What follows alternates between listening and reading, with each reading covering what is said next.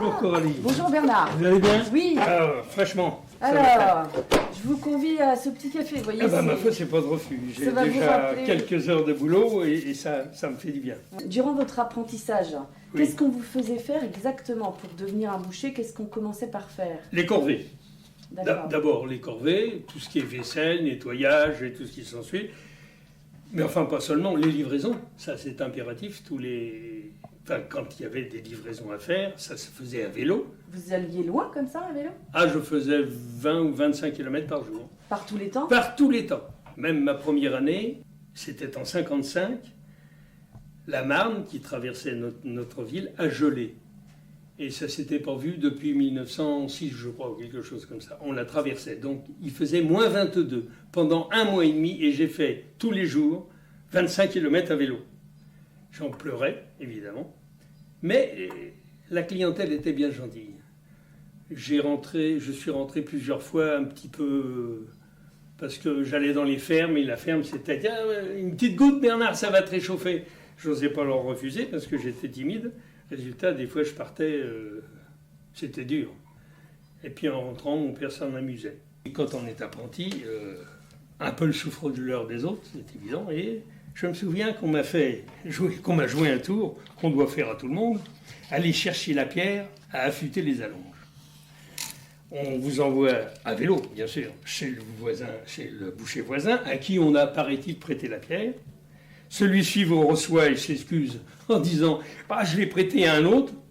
Vous repartez chez l'autre, et vous faites beaucoup de kilomètres, beaucoup. Et à la fin, un plus malin que les autres, met dans un sac à patates un pavé de Paris, bien costaud, bien ficelé, et puis tu te remercieras bien ton patron. Et vous rentrez avec ça, fier, en disant papa, puisque c'était mon père, papa, voilà, j'ai la pierre à affûter les allonges. Et là, on rigole, parce qu'une allonge, c'est ça. Ah c'est que vous l'avez amené l'allonge. Oui. Donc ça ne s'affûte pas. D'accord. On vous a fait une belle blague. Donc après votre apprentissage, à 17 ans, vous obtenez votre diplôme. Ah oui, avec brio. Bien. Modeste, mais bien. Et vous passez second, comme Je vous passe dites. second. Et vous aviez droit de porter un autre tablier. Ah, on changeait de tenue. Ah oui, on changeait de tenue. Apprenti, j'avais la petite bavette, un petit tablier de cuisinière à la limite, c'est un petit peu ça. Et quand vous passez second, vous avez un tablier avec à bretelles. Je vais vous montrer. D'abord, je vais prendre dans l'ordre. Ça, c'est celui des patrons.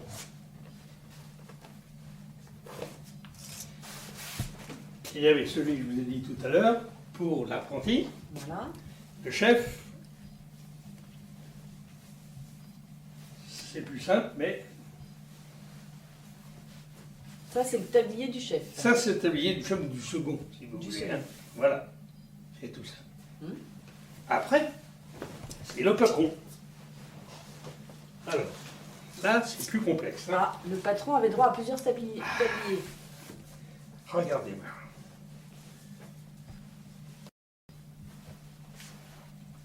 Voilà, celui-là pour protéger ses arrières.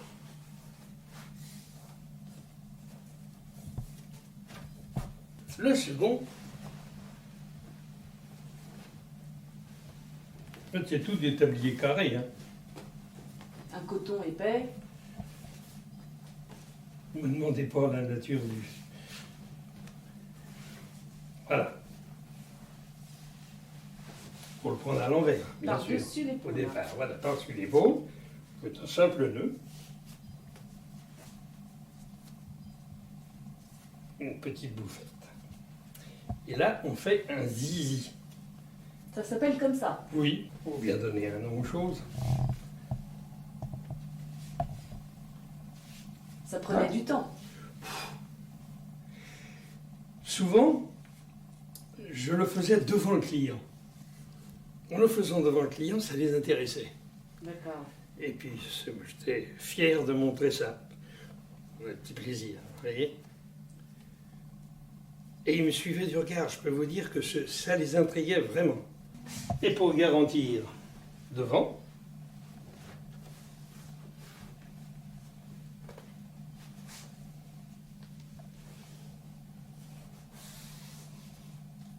Et tous les jours, vous changiez les tabliers? Ah, plusieurs fois par jour. Dès que celui-ci, celui de devant est sale, c'est celui qui se salit le premier, vous le mettez au sale. Celui-ci, vous retirez le petit nœud, il devient celui de devant. Celui qui protège vos fesses devient celui de poitrine en travers. Et vous en prenez un propre pour recouvrir vos arrières. Voilà l'équipement du patron boucher.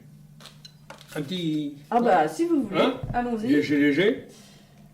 Alors, est-ce qu'il y avait un langage de boucher? Parce que j'ai entendu l'argot. parler de l'argot du... L'argot boucher. L'argomuche louchébem. Oui, C'est assez difficile, mais en y réfléchissant, il faut mettre un L devant chaque mot.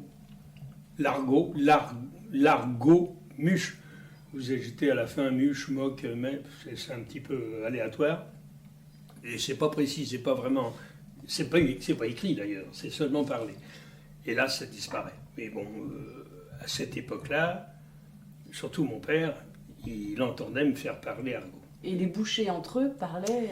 Oui, c'était facile. Et surtout, même en boutique, pour qu'un client ne comprenne pas, on parlait l'argomuche ou chébem. D'accord. La lymphe, l'opus, l'ombriquès, que l'ouamé, l'idésème. J'ai pas tout compris. La femme n'a pas compris ce que nous disions.